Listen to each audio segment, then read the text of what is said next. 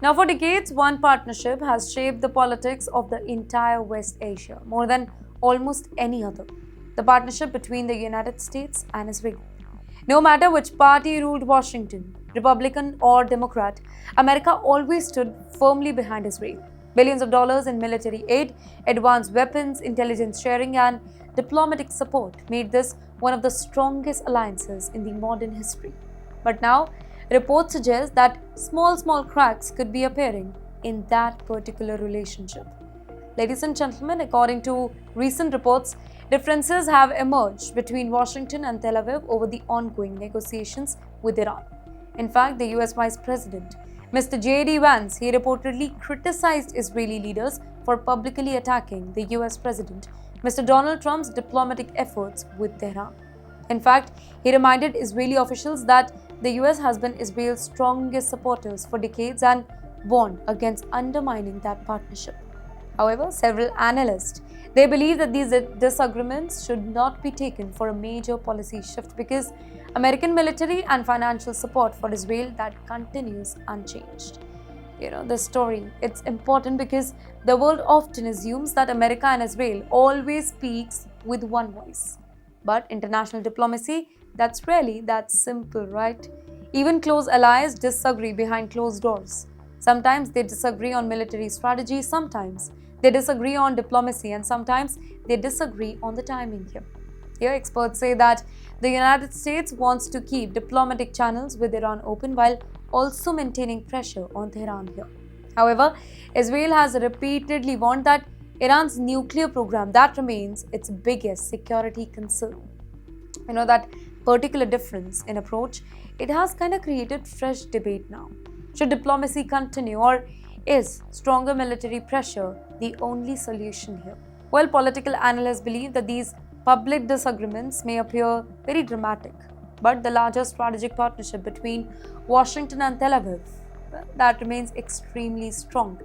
The US continues providing billions of dollars in defense assistance, advanced fighter jets, and missile defense cooperation with intelligence support. Sometimes the biggest disagreements happen within your own system. The question is, why is the United States debating a secret spy database? Ladies and gentlemen, imagine if every single major American intelligence agency shared just one giant database. A database containing the identities of suspected foreign spies, potential intelligence recruits, secret investigators, and sensitive operations from across the globe.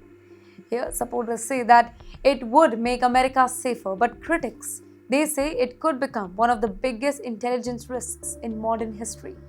Well, according to these reports, the Office of the Director of National Intelligence has asked the agencies like the FBI and the CIA to provide the identities of foreign espionage targets so that they can be stored in one central system. In fact, officials supporting the proposal argue that it would improve coordination between agencies and prevent duplicate investigations. However, senior officials at both the FBI and CIA have reportedly resisted the plan, warning that concentrating such highly classified information in one place, it could expose confidential resources, compromise the ongoing investigations, and create a new security risk here.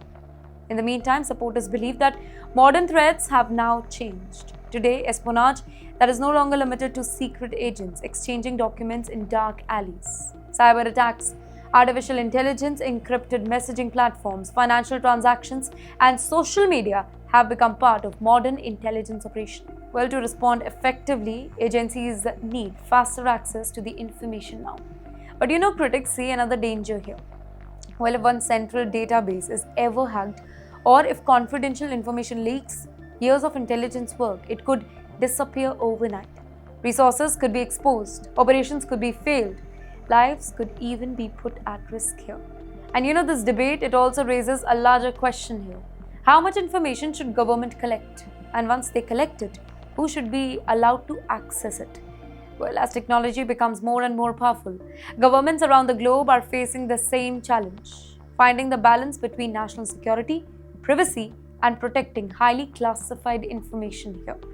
And yes, while Washington continues debating this particular proposal, another disagreement involving one of America's closest allies is beginning to attract global attention here.